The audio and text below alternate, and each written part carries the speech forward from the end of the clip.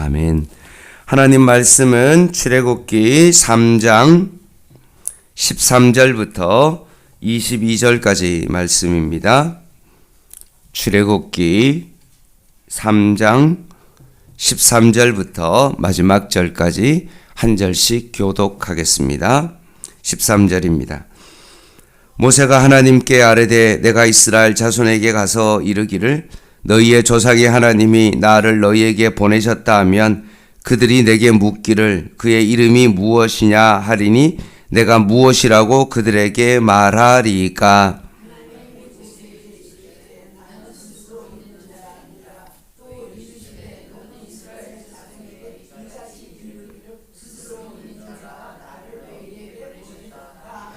하나님이 또 모세에게 이르시되 너는 이스라엘 자손에게 이같이 이르기를 너희 조상의 하나님 여호와 곧 아브라함의 하나님 이삭의 하나님 야곱의 하나님께서 나를 너희에게 보내셨다 하라. 이는 나의 영원한 이름이요 대대로 기억할 나의 칭호니라.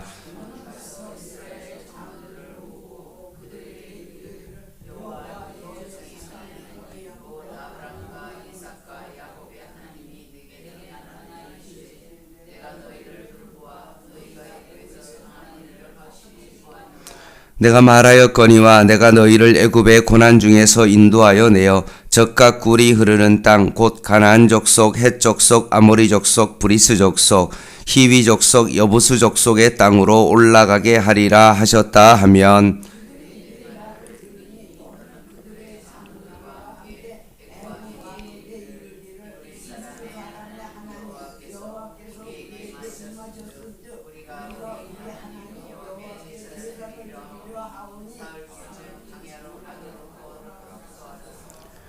내가 하노니 강한 손으로 치기 전에는 애굽 왕이 너희가 가도록 허락하지 아니하다가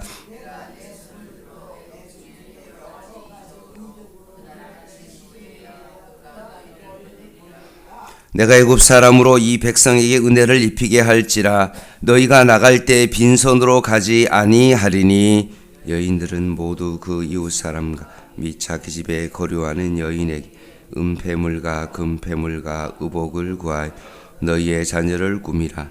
너희는 애굽 사람들의 물품을 취하리라. 아멘. 떨기나무 불꽃 안에서 나타나신 하나님은 모세의 질문을 통해서 하나님 자신의 존재를 알려주시고 이스라엘에 대한 앞으로의 놀라운 계획을 알려주십니다. 13절 말씀을 보면 소명을 받은 모세는 하나님께서 함께 하시겠다는 약속을 주셨음에도 불구하고 마음속에 염려가 너무나 되는 겁니다. 어떻게 내가 바로왕 앞에 서며 이스라엘 백성들 앞에서 내가 무슨 말을 할 수 있을까라는 그 염려가 있어서 그러면 정말로 너희에게 보낸 그 사람이 누구냐? 하나님 자신의 이름을 물을 텐데 거기에 대한 대답을 알려달라고 합니다. 그 당시의 이름은 그냥 성격이나 신분이나 본질을 담고 있는 것입니다. 단순히 어떤 인격체에 붙이는 칭호만 의미하는 것이 아니라 거기에는 신분과 본질을 담고 있기 때문에 너를 보낸 사람이 누구냐라고 했을 때 그 이름을 알려달라고 했을 때 그것은 신분과 본질과 존재의 성격을 갖고 있기 때문에 그것을 모세가 지금 질문하고 있는 것입니다. 만약 이스라엘 백성이 하나님에 대해서 알고 있다면 아마 모세가 이렇게 묻지 않았겠죠. 여호수아 24장 14절 말씀에 보면 이렇게 되어 있습니다. 너희의 조상들이 강 저쪽과 애굽에서 섬기던 신들을 치워버리고 여호와만 섬기라 라고 했던 것처럼 이스라엘 백성이 애굽에 종되어서 살아가는 그 400년의 시간 동안에 뭘 했을까요? 이방신을 섬기고 우리가 잘 앞으로 보겠지만 출애굽하는 가정 속의 10가지 모든 이 재앙들은 뭐와 관계되어 있습니까? 그들이 섬기는 우상과 관계되어 있지 않습니까? 그만큼 개구리 이 파리와 같은 여러 가지 메뚜기와 그들이 알고 있는 정말로 수십만의 어떤 그런 우상들을 섬기고 있는데 이스라엘 백성이 400년 동안 있으면서 여전히 우상을 섬기고 있으니 여호수아를 통해서 그 우상을 치워버리라 라고 했던 것처럼 이스라엘 백성에게는 유일신의 개념이 전혀 없기 때문에 그렇습니다. 그래서 이것에 대해서 모세가 너무나 염려되고 전혀 여호와 하나님을 의식하고 않고 그냥 노예로 그냥 세상 가운데 살아가는 그들에게 내가 무슨 말을 해야 되냐라고 그렇게 지금 모세가 질문할 수밖에 없는 것입니다. 이런 상황 가운데 하나님이 모세에게 자신의 존재를 알리십니다. 14절에 하나님이 모세에게 이르시되 나는 뭐라고 말합니까? 스스로 있는 자다. 다른 말로 하면 영원한 존재이다. 나는 영원한 자존자이다. 라고 말씀하십니다. 피조물은 무엇인가? 원인에 따라서 그것이 이루어지는데 나는 그런 존재가 아니라는 겁니다. 어떤 원인에 있어서 모든 것들이 지배당하는 것이 피조세계의 어떤 그런 모습인데 나는 그런 존재가 아니라 스스로 있는 자다라고 말씀하십니다. 천지를 말씀으로 무에서 유를 창조하신 그런 하나님으로 스스로 있는 자다라고 말씀합니다. 그래서 너희들이 지금 애굽에서 종되었던 너희들이 이 세상을 창조하신 자존자께서 너희를 애굽 땅에서 이끌어내실 것이다 라고 말씀하십니다.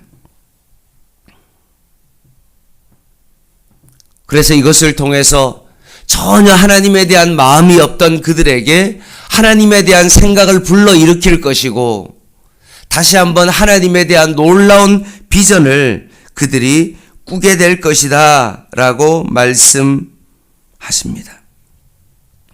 꼭 우리들이 이 세상을 다람쥐 쳇바퀴처럼 그렇게 아무 생각 없이 살아가다가 십자가의 그 은혜를 깨닫게 되어지고 예수 그리스도를 믿음으로 말미암아 삶의 의미 없이 그냥 막 살아가다가 예수님을 만남으로 말미암아 우리의 삶 가운데 내가 왜 이 땅 가운데 살아가고 내가 우리 가정 가운데 하나님께서 보내신 그 이유를 알게 되어지고 하나님께서 나에게 이 교회를 다니게 하신 하나님의 그 이유와 하나님의 그 존재를 깨달음으로 말미암아 그의 마음 가운데 다시 한번 비전과 꿈을 가지고 기쁨과 소망 가운데 살아가는 것과 똑같은 원리와 이치인 것입니다.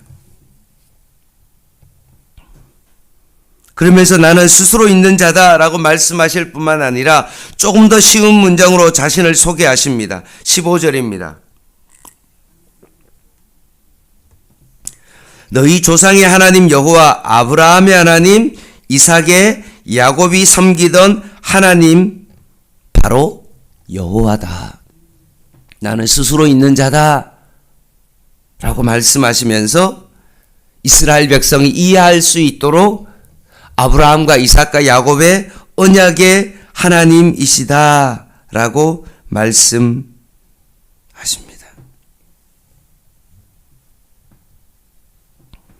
그리고 그 하나님께서 나를 너희에게 보내셨다. 이는 나의 영원한 이름이요 대대에 기억할 나의 칭호다 라고 말씀하십니다.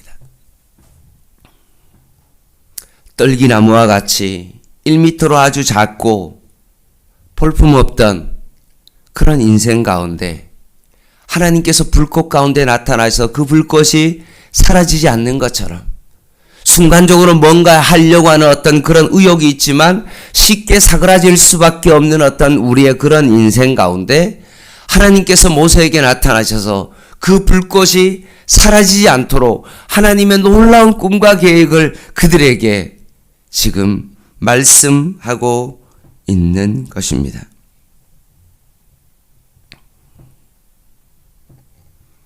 전혀 미디안 광야에서 40년 동안 양을 치면서 하나님에 대한 생각이 전혀 없었던 그 모세에게 나타나셔서 다시 하나님의 꿈을 일으켜 주셨던 그 하나님께서 이스라엘 백성이 전혀 400년 동안 여호와 하나님에 대한 그 존재에 대해서 아무런 생각이 없는 그들에게 이제 여호와 하나님께서 스스로 있는 자가 언약의 하나님께서 내가 너희들을 이제까지 한순간도 잊어버리지 아니하고 내가 너희를 애굽에서 이끌어 내겠다라고 말씀하십니다. 16절 말씀입니다. 너는 가서 이스라엘 장로 대표들이죠. 결국 이스라엘 모든 사람들에게 말을 전하는 거죠. 뭐라고 말합니까? 여호와 너희 조상의 하나님 곧 아브라함과 이삭과 야곱의 하나님이 내게 나타나 이르시되 내가 너희를 돌보아 너희가 애굽 땅에서 당한 일을 확실히 보았다. 17절 내가 말하였거니와 내가 너희를 애굽의 고난 가운데 인도하여 내어 젖과 꿀이 흐르는 땅 곧 가나안 족속 헷 족속 아모리 브리스 히위 여부스 족속의 땅으로 올라가게 하리라 하셨다 하면이라고 되어 있습니다. 그 땅에 수많은 족속들이 살고 있지만 온 땅의 주인이신 하나님께서 이 땅을 이스라엘 백성에게 주겠다고 약속하십니다.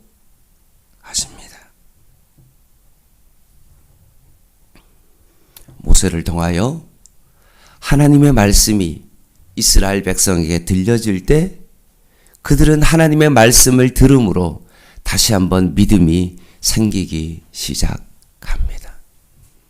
믿음은 들음에서 나고 들음은 그리스도의 말씀으로 생기는 것처럼 이스라엘 백성이 하나님의 말씀을 들음으로 말미암아 그들의 마음 가운데 잃어버렸던 그 신앙이 서서히 지금 회복되고 있는 것입니다. 19절입니다. 그들이 내 말을 들으니 너는 그들의 장로들과 함께 애굽 왕에게 이르기를 히브리 사람의 하나님 여호와께서 우리에게 임하셨은즉 우리가 우리 하나님 여호와께 제사를 드리려 하오니 사흘길쯤 광야로 가도록 허락하소서 하라라고 되어 있습니다.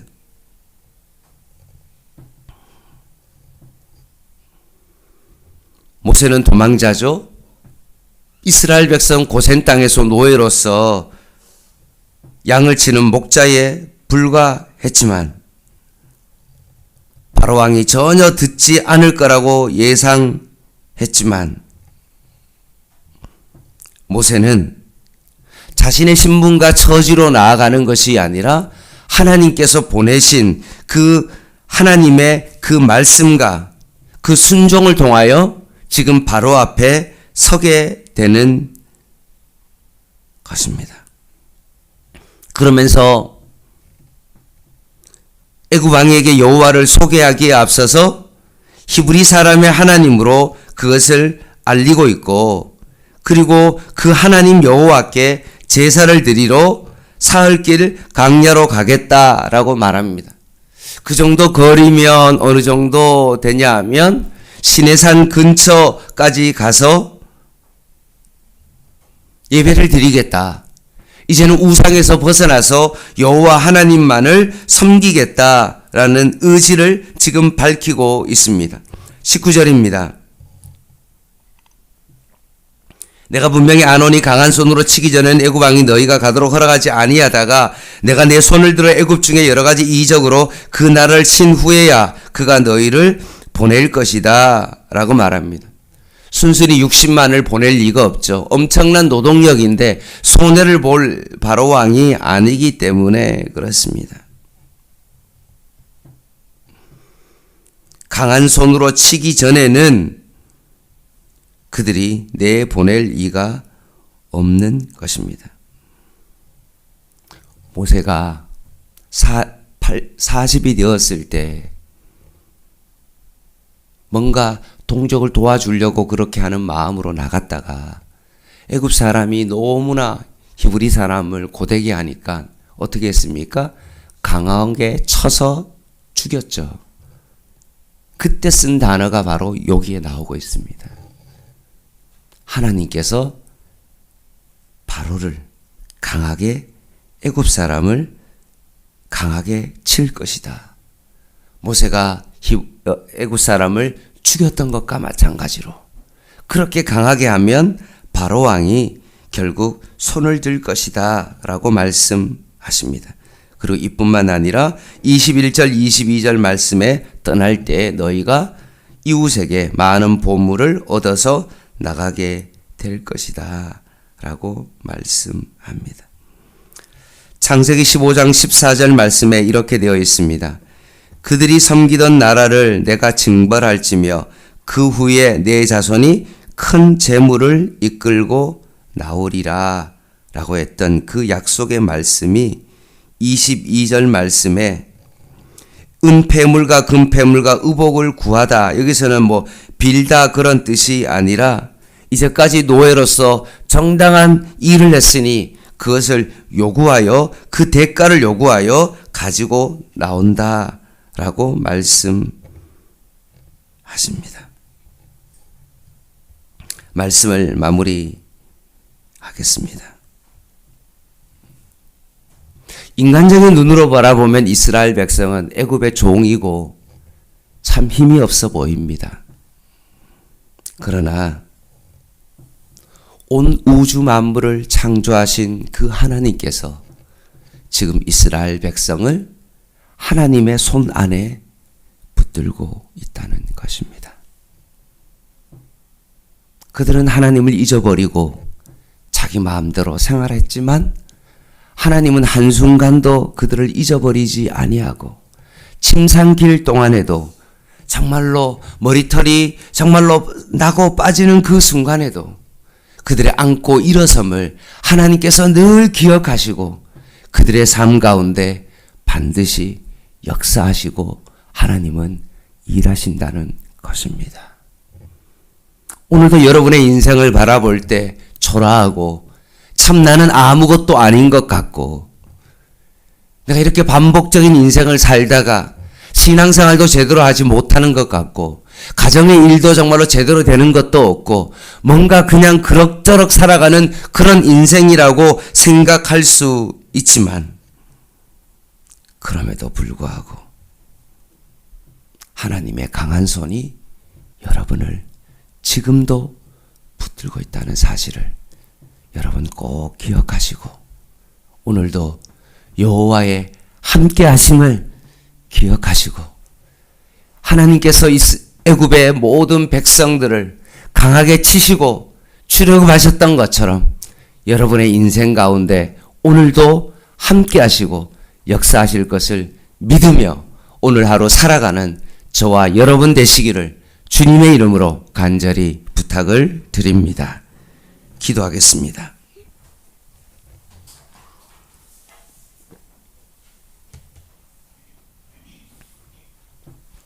하나님 아버지,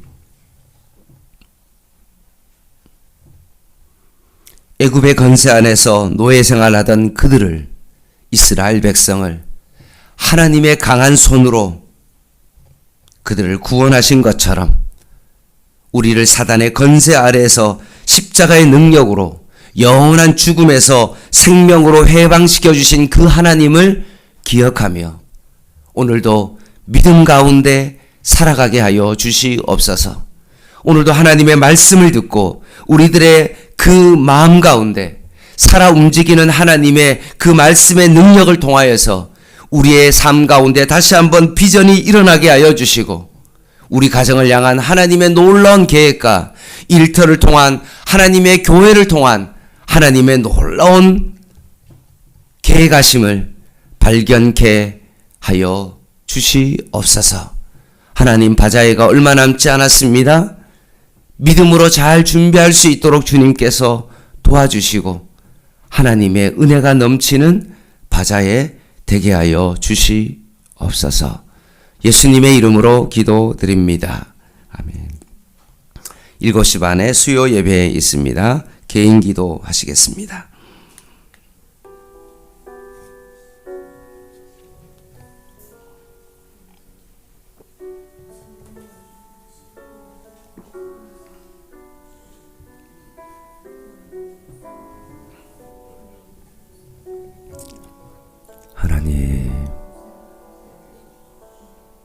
하나님을 예배하기 위하여 사흘길을 걸어가겠다고 바로왕 앞에서 말하는 것처럼 배터리가 얼마 남지 않았습니다.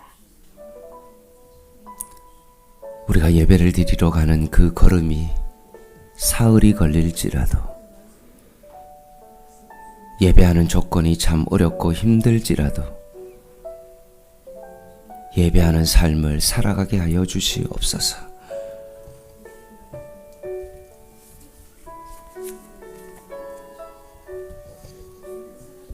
배터리가 얼마 남지 않았습니다.